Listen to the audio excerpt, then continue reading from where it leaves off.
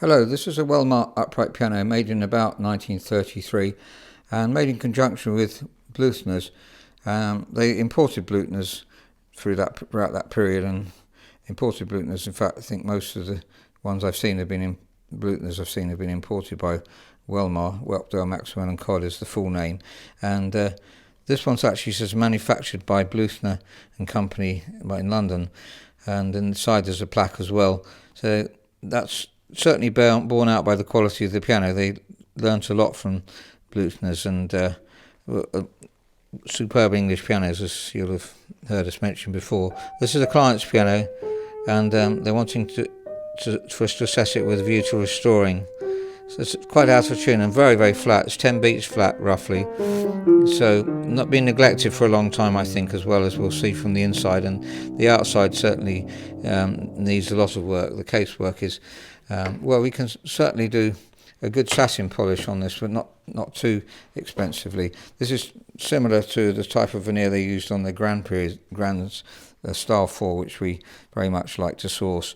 But the piano's obviously in great need of work, but will restore very beautifully. I don't know if we made a video of one that we got done recently in satin finish, but it was really, I thought, I was very pleased with this anyway.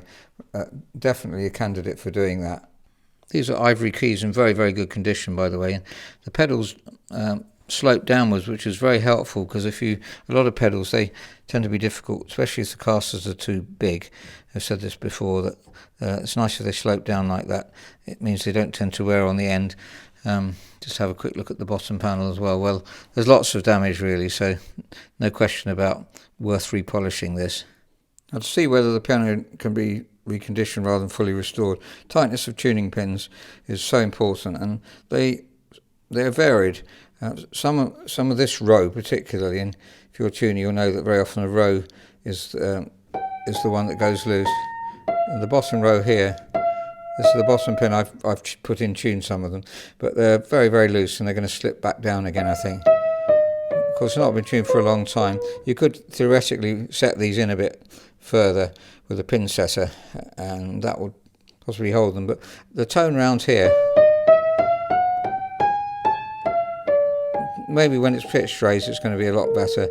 I still suspect that these tuning pins are being loose. Even if they're set, they might find it's going to go out of tune quickly. But obviously that's a budget option. I think restringing this piano is certainly worth it, because if you listen to the bass too, you could twist the bass strings, which will put a lot of life into them, but the potential for an extremely good bass is there, so I would recommend that. And there's the plaque on the inside. The Welmar piano are manufactured in London by Bluthner and Company Limited. I must not be confused with the famous Bluthner pianos made in Leipzig, Germany. I've always been quite amused by that plaque. If you'd like to comment as well. But obviously they are extremely good pianos. They really believe they were making the best English pianos, as we said before, and they certainly are excellent. Again, it's out of tune. That would be related to, well, it might be just that it's not been tuned for so long, or it might be loose pins. Say the bottom row here seems to be the one that's loose, and so there is that possibility. Hammers, let's look at those. It's really important, and they are quite indented really. You could reface those. Actually, I think probably, again, it's very expensive to replace hammers, and if you did replace them, they would obviously they'd be better, but you'd have to get an incredibly good match. It changes the tone of the piano such a lot when you change the hammers. Looking at the top end just to see how much wear there is, and realise not worn. Some are worn through to the wood very often, so there's really not a huge amount. I think it'll be all right to just do one refacing on this before they're replaced.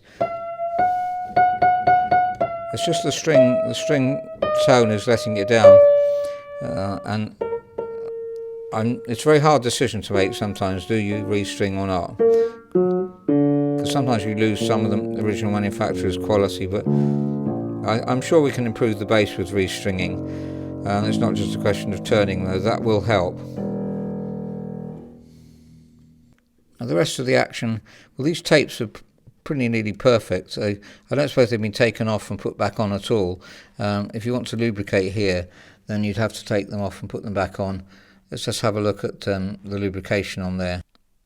Just turning the light on to get an eye on the lubrication, and if I pull the jack forward, we can see that there's plenty of black on the top of that jack. So they're not desperate to be lubricated. We'd by the way lubricate the centre rail as with dry lubricant, as mentioned before. Try and get the touch as smooth as we can. The touch feels pretty much as it should do, pretty even, and it's a good action on this piano. I forgot to mention, I noticed that the damper rod here, as I press the pedal down, it's not pulling them off in the middle. That means that it's lost one of its stays in the middle. Not uncommon to find that.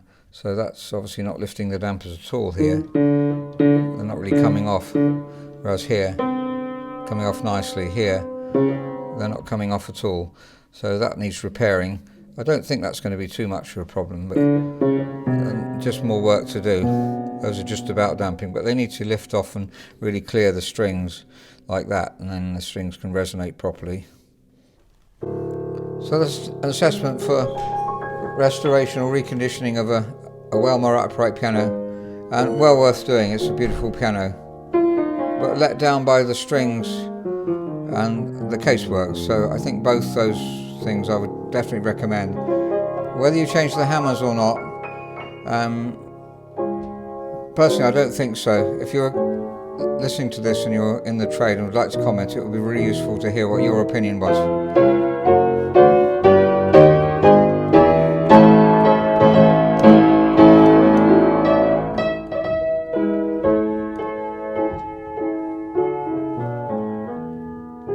So, very out of tune and very flat at the moment, but gives you some idea of what the piano can sound like. Thank you very much for listening.